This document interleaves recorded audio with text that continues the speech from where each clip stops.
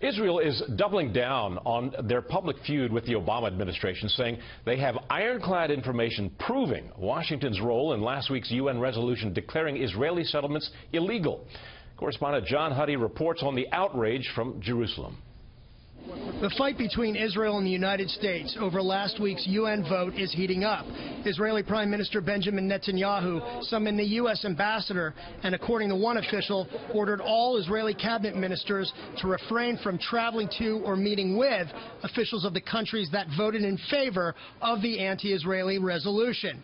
Israeli officials continue to say they have evidence the Obama administration orchestrated and crafted the resolution. At today's briefing, State Department Deputy Spokesman Mark Toner tried to deflect the blame. We did not take the lead in drafting this resolution. That was done by the Egyptians with the Palestinians.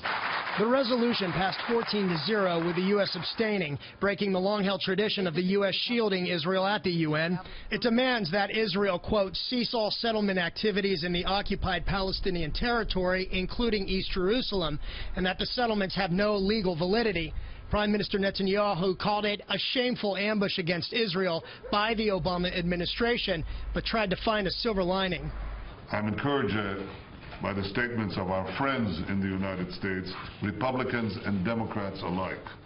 They understand how reckless and destructive this UN resolution was.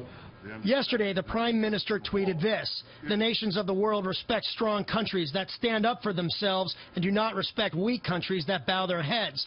But there's concern that if Israel doesn't tread lightly, there could be another resolution before President Obama leaves office that's even more binding than the one voted on Friday."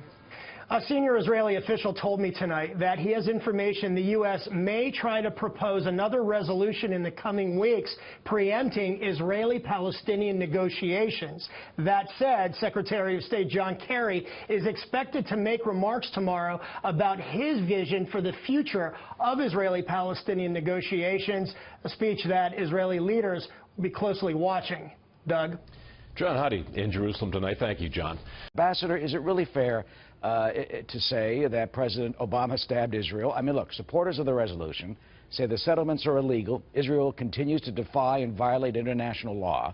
The Netanyahu government is provocative and is torpedoing any hope of a two-state solution with this continued settlement construction.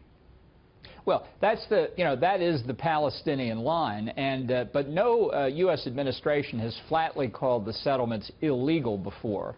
They have said it's politically not helpful and the rest. But I think the real trouble with Resolution 2334 is that it implicitly repeals the well-known Resolution 242 adopted by the Security Council after the 1967 war between Israel and the Arab states nearby, that created the doctrine known as land for peace, that Israel, after 67 and then after the 73 war, would give back land that it had taken in battle in exchange for peace. So, for example, the Camp David peace agreement of 1979 with Egypt, Israel basically gave back that part of the Sinai Peninsula it had taken in the 73 war and got the Camp David peace agreement. What people are now arguing is that that is invalid, that the remaining territories that Israel once occupied after these wars really are not in its power to give back, so that Israel has to give in to borders that 242 flatly said were not defensible and not secure. And there's a lot of back and forth about the language of the resolutions, but the fact is this is an extraordinarily radical step by an outgoing American president intended to box in his successor. And what does it mean if the 67 borders do not hold? Well, the 67 borders are really the 1949 truce lines and the agreements that reflect where the parties, the military units stood when the ceasefire was declared in 1949. And these ceasefire agreements all say the line is based purely on military considerations. They're not intended to be political settlements. The idea is, and this too has been fundamental to American foreign policy, Democratic and Republican administration alike, for decades now, almost 50 years, the parties to the conflict in the Middle East themselves must work it out. This resolution was intended to, the Obama administration intended it would, put a thumb on the scales heavily in the Palestinians' favor. And again, doing it with a month left in office, fully intending to have an effect that would preclude the incoming Trump administration from doing a number of things it signaled in the campaign it would do.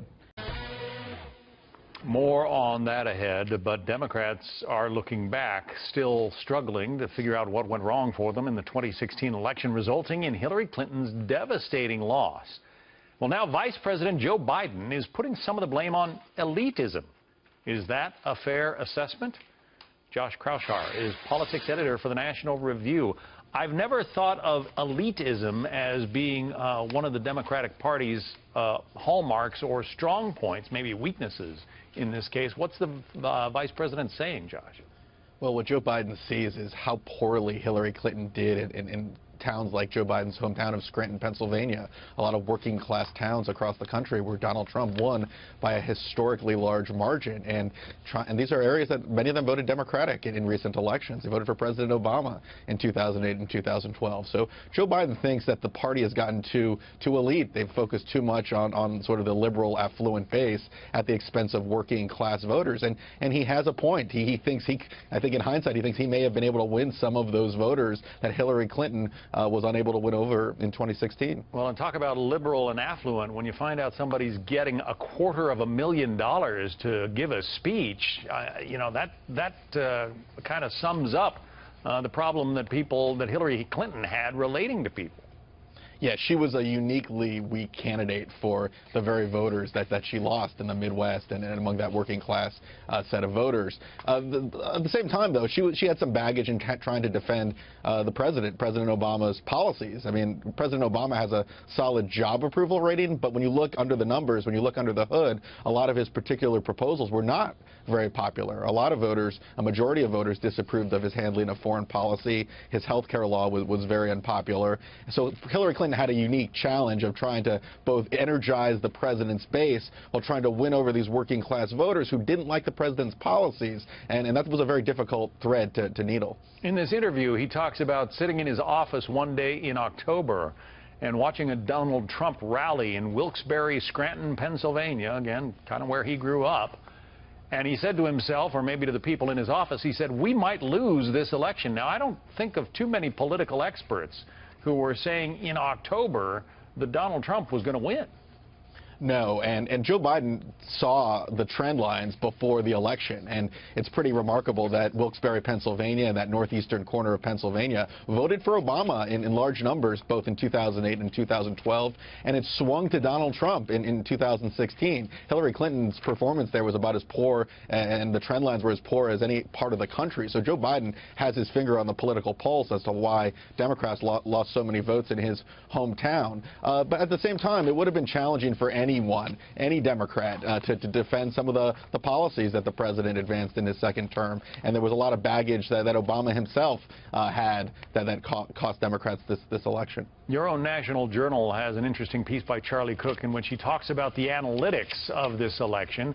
That was supposed to be Hillary Clinton's strong point. Her team was supposed to be able to mine data and motivate particular groups of voters, and it failed them. Why?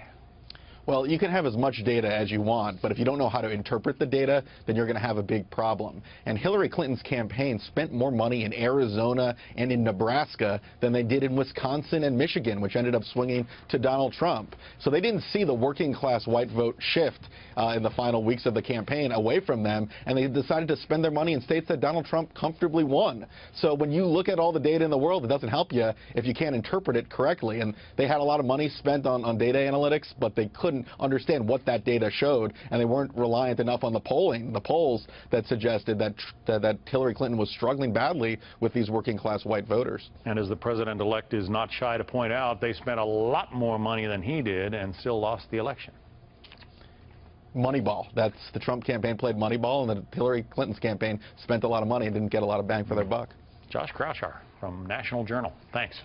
President Obama has repeatedly said that he will do what he can using a pen and a phone. Incoming President Trump may only need his phone and 140 characters or less. Correspondent Peter Ducey is in West Palm Beach, Florida, reporting on the soon-to-be tweeter-in-chief.